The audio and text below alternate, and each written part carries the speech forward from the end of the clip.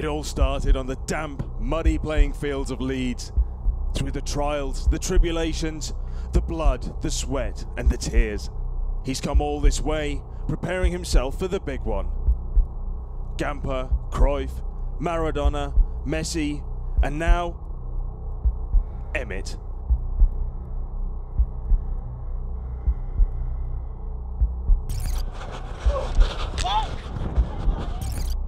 The most recognised pitch in the world.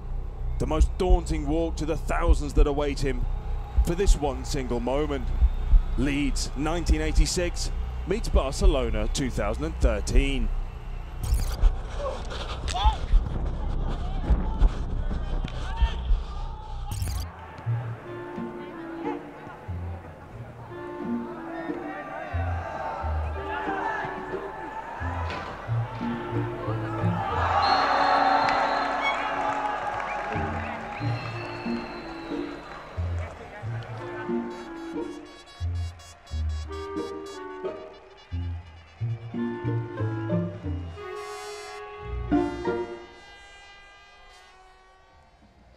So it looks like I'm not getting on after all. Stick to what you know, they say. I think we should, don't you? Here's After the Flag.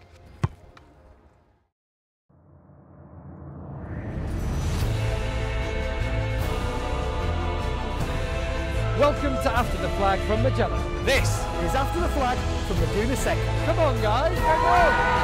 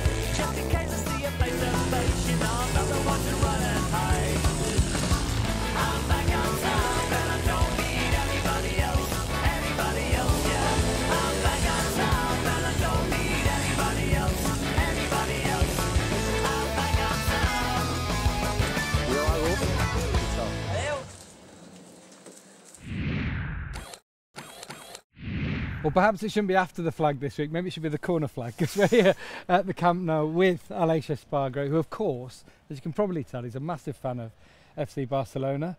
You come here quite a lot, don't you? Yeah, it's a nice place to have the After the Flag. Yeah, yeah. I sit over there.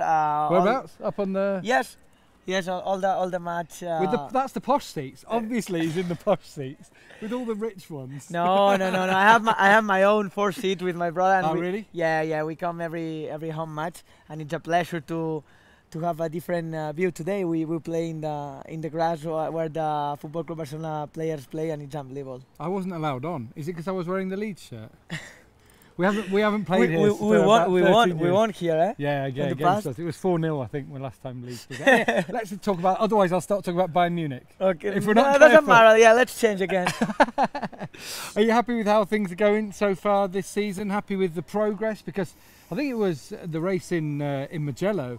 The gap between yourself and Lorenzo was the closest it's ever been between a winner and the top CRT rider. It's incredible. Yeah, this is for me it's really important. Every time I arrive on my box, I check the gap between me and the winner rider, and it's really important. The last race in Mugello I think was 39 seconds. It's pretty good because it's a long straight, and we suffer a lot with our bike there. But I'm really happy because Aprilia is working good. My team, me, we are like just one piece, and I'm enjoying a lot this season. Yeah, it's really impressive, and everyone back home and everyone, all us press as well, talking about maybe you deserve something else now. I bet you're thinking this, aren't you? I hope. For sure, my dream is to have a good MotoGP bike next year and try to show my potential. I would like to know where is my limit, but for the moment I just have to concentrate with our CRT. It's not a bad bike. we are improving a lot, and for sure if I do races like Mugello 1, I will have some chance to have a better bike next year. It's almost similar to Bautista. We spoke to Alvaro and he said it's more difficult actually being Spanish because there's lots of Spanish riders ahead of you all the I time. think if I'm, I don't know, from Brazil or some other places will be much easy, but when you are young, it's easier for a Spanish rider because you have a lot of help. Yeah, of course. Right, talking about younger Spanish riders, you might be a bit more familiar with this one. Where are we at? Could have kept it on the page that was working. Here we are. Now this is you, and of course your younger brother Paul. You're always there, aren't you? He's always supporting you, but you're always there next to him. Now, I'm not sure whether that's advice. No, I try to help him as much as I can. You know, for a big brother, your small brother is the best thing in the world. And this year we don't start as good as I expect, but he's battling for the title, and I try to help him as much as I can, but I need to get a little bit more relaxed sometimes. I think so, because this is obviously before you're the MotoGP race every single time. You have your ups and your downs all the time. Everybody say me that I need to be more calm. Also, my boss Aspar say me this, but I cannot do nothing. So I need to help him. I need to stay there. Of course, you didn't take the same sort of route through. I mean, you were in the 125s, but you were in 250 quite quickly.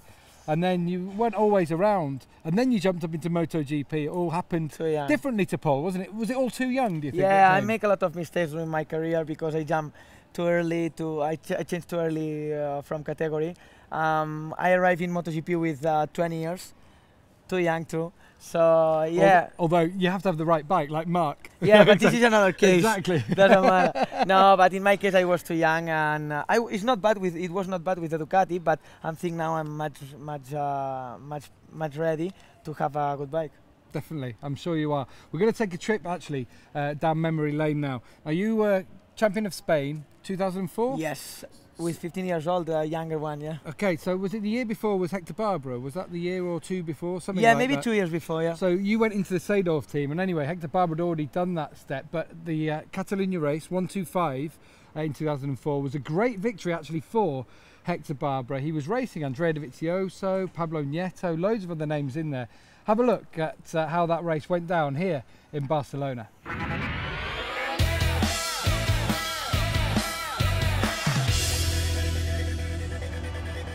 Es una carrera, yo creo que quizás también la más bonita que he podido realizar. La moto no arrancaba y me quedé el último.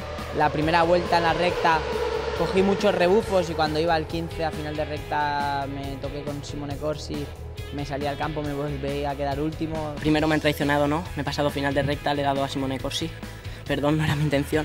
Y bueno, luego sí, la verdad es que estaba rodando muy bien, la moto era perfecta. A mitad de carrera empecé a ver a Pablo y con Pablo los dos remontando.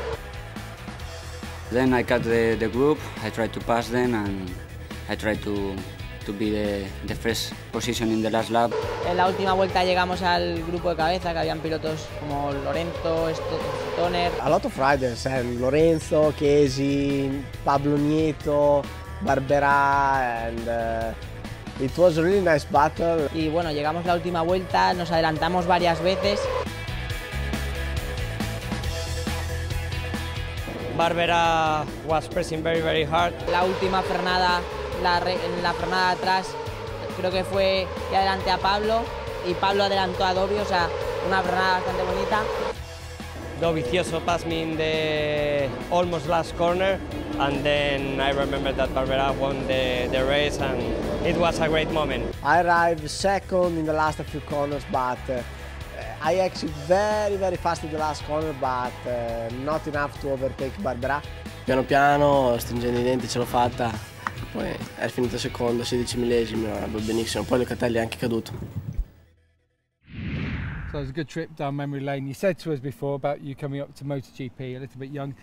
Do you know what the future holds? Because we saw you with Paul as well, and there's all the talk that Paul is going to come up into MotoGP. Yeah, I hope. So if you're together, you might even be going for the same sort of rides, aren't you? No, we start together. We race together in the Spanish Championship. One race, we jump in the World Championship. We race 2 in 125.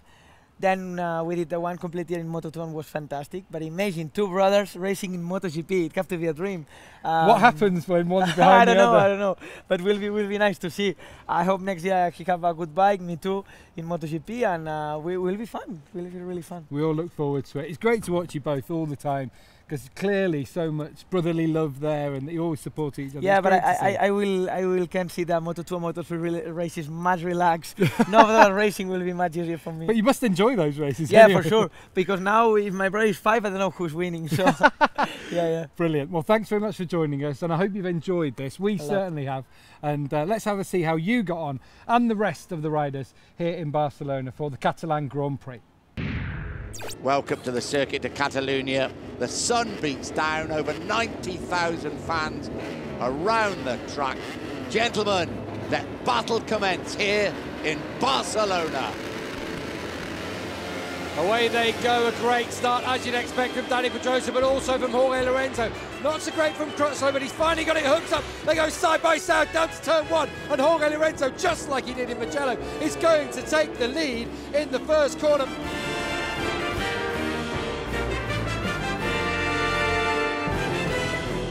Alvaro Bautista's going to try one already. Oh, him and Rossi, are they going to touch again? Oh, just like on the first lap, and he has gone down!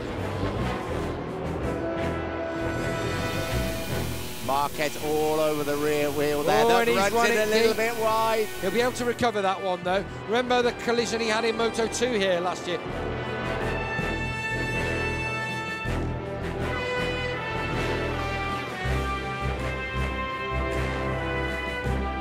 Oh, that's Crutchlow who's gone down. Crutchlow has had a crash. Cal Crutchlow has crashed out. Oh, Nicky Hayden's gone as well. Oh, dear me. Wow. Dropping like flies. Oh, Hayden's furious with himself. Riding, making life very, very difficult for Marquez. Marquez, though, is lining up once again. Here he comes. Turn 4, he's not going to go through. Oh, huge moment for Marquez. That may be just the warning he needs. Jorge Lorenzo wins the Grand Prix of Catalunya. Nothing to choose between the 2 Repsol Honda bikes. Brilliant stuff from Lorenzo, who takes the applause and the cheers from the crowds in the grandstands here at Montmeló. Right, it's round 6 of the Moto2 World Championship here in Barcelona. Away they go. Good start from Nakagami from that second row of the grid.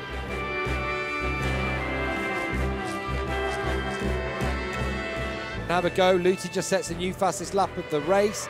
Actually feels that the pace could be a little bit higher, but look, they're thinking long game, I think, between the so do I. The front 3, or as it was 3, it's now front 4 with Redding dropping back.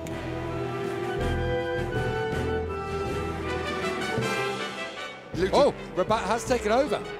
Rabat now leads. Aleix Espargaro reclaims the lead from Tito Rabat. I think this is the perfect run. Oh, no, Tito Rabat closing right up on the rear wheel there. It's not going to be enough. Aleix Espargaro wins at home. His second win of the season. Great ride by his teammate Tito Rabat. But what about Tom Luthi? He's delighted with the first podium of the year, of course. He came home and he did win. Congratulations to Aleix Espargaro.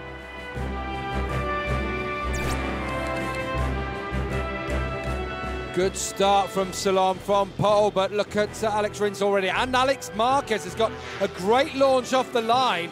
He's right in behind his teammate Rins.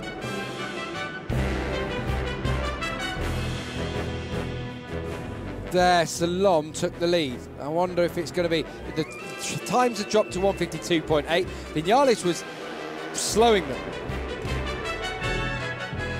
Yeah, Luis Salom, as you say, Gav, I think was getting a little bit frustrated at the pace. I felt it was time to just push it on a little bit. Will it be Salom? Will it be Rins into the final corner? Down into turn 13 they come. I think Luis Salom is going to make it successive Grand Prix victories. The man from Mallorca wins here in Barcelona. Well, I'm thinking if I wait here long enough, I'm bound to get an autograph of some sort. Anyway, I think it's fair to say that that race was very, very similar to the one we saw in Mugello, with Jorge Lorenzo dominating it from the front. And of course, the gap between the top two now has really come down, put a different complexion on the championship overall. 7 points now in between Dani Pedrosa and Marc Marquez. And then, of course, Valentino Rossi now moving forward in the championship ahead of Andrea Dovizioso by a point, and cutting down the gap as well to Cal Crutchlow. They think I'm actually talking to absolutely nobody up here. Our cameraman stood up on a bridge in the middle of nowhere. Anyway, our cameras have been out and about spotting some other strange things around the paddock this weekend. And here is our debrief from here in Barcelona. A crowd of almost 92,000 packed into the Circuit de Catalunya on Sunday. That's a lot of people supporting their personal heroes, but despite the Mexican waves, there's always that little bit of time for some solidarity. There's that time when, for a moment at least, the rider is absolutely alone. In his own world, Rossi talks with his bike. Pedrosa hides under sunglasses and a cap. Lorenzo sits on asphalt reaching temperatures of 57 degrees Celsius.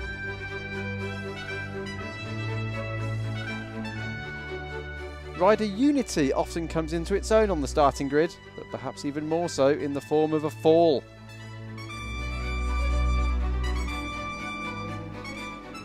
Bautista knows that only too well.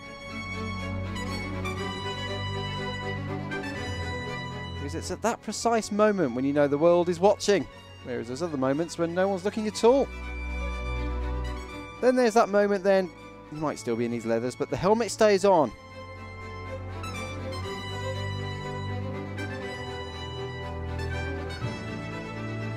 Very few images can really describe the true emotions of a rider on that walk home.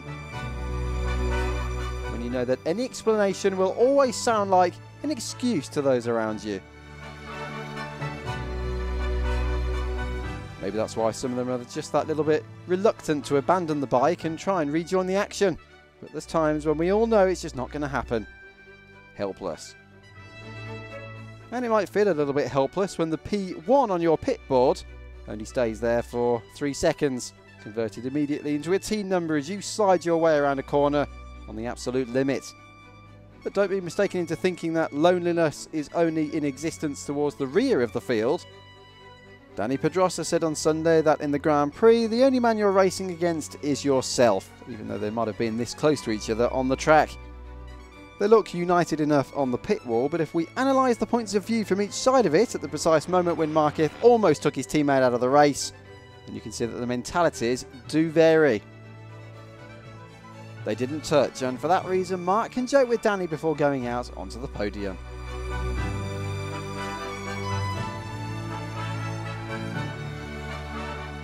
Did you feel Mark hitting you? No. No, you didn't feel it at all? I didn't touch.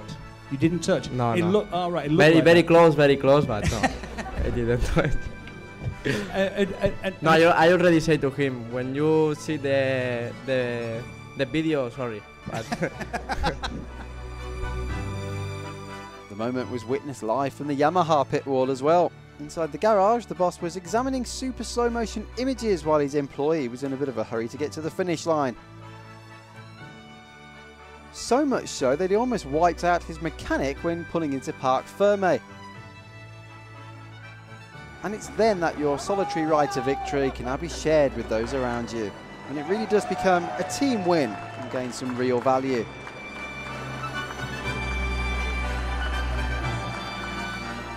But even the winner atop the podium can gain that sense of isolation. And so maybe that's why Jorge decided it just wasn't to be done alone.